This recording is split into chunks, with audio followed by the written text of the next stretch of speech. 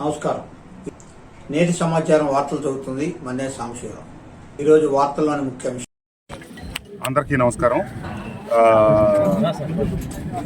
విజయదశమి సందర్భంగా ఇక్కడ పవిత్ర సంగమం దగ్గర కూడా ఈ ఇబ్రహీంపట్నం మున్సిపాలిటీలో, కొండపల్లి మున్సిపాలిటీలో ఉత్సవాలు చేయాలని చెప్పి నిర్ణయం తీసుకోవడం జరిగింది. దీన్ని కొండపల్లి మున్సిపల్ చైర్మన్ గారు, అట్లాగే వైస్ చైర్మన్ చుట్టకూరు శ్రీనివాసరావు గారు, మిగతా అందరూ కలిపి ఏర్పాట్లు పర్యవేక్షిస్తూ ఉన్నారు.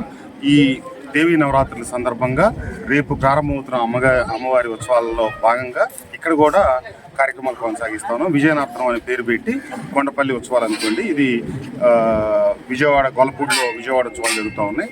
అలాగే ఇవన్నీ కూడా పండుగను పురస్కరించుకొని సెలవులకి రకరకాల ప్రాంతాల నుంచి ఈ ప్రాంతవాసులు అందరూ వస్తారు కాబట్టి ఇక్కడ సాంస్కృతిక రకరకాల కార్యక్రమాలు ఏర్పాటు చేసి ఆహ్లాదంగా, వినోదకరంగా, అట్లాగే మన ప్రాంతంలో ఒక 2014 నుంచి 19 దాకా ఇక్కడ ఈ పవిత్ర సంగమంలో మంచి మంచి కార్యక్రమాలు జరిగినాయి, నిత్యహారతలు జరిగినాయి.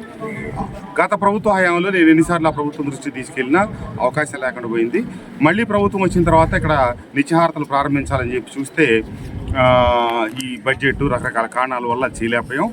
ఈ 11 రోజుల్లో ఇక్కడ నిత్యహారతలు చేయాలని చెప్పి ఈరోజు ఒక ప్రతిపాదన పెట్టడం జరిగింది.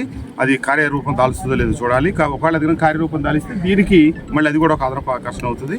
ఏమైనా రాబోయే రోజుల్లో మళ్ళీ ఈ పవిత్ర సంగమం ప్రాంతాన్ని పునర్వైభవం తీసుకొచ్చేటట్టుగా సాంస్కృతిక కార్యక్రమాలు, ఇతరత్ర కార్యక్రమాలు పెట్టి మన కొండపల్లి మున్సిపాలిటీలో చిరు వ్యాపారస్తులు కావచ్చు, ఎవరొకళ్ళకి వాళ్ళందరికీ కూడా ఉపాధి కలిగేటట్టు, ప్రజలకి ఎంటర్టైన్మెంట్ ఉండేట్టుగా మేము అన్ని చర్యలు తీసుకుంటాం. ఇటీవల ఆక్వాని చెరువు కట్టదగి అది మొత్తం జలమే